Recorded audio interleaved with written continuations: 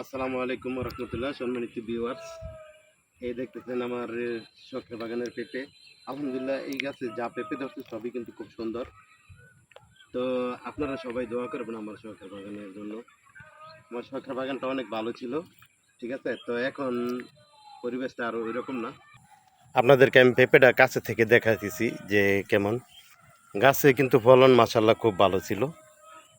তো ফলন ভালো থাকলেই কি হবে, গাছ অনেকগুলো গাছই কিন্তু মারা গেছে, আপনারা দেখছেন আগের ভিডিওতে।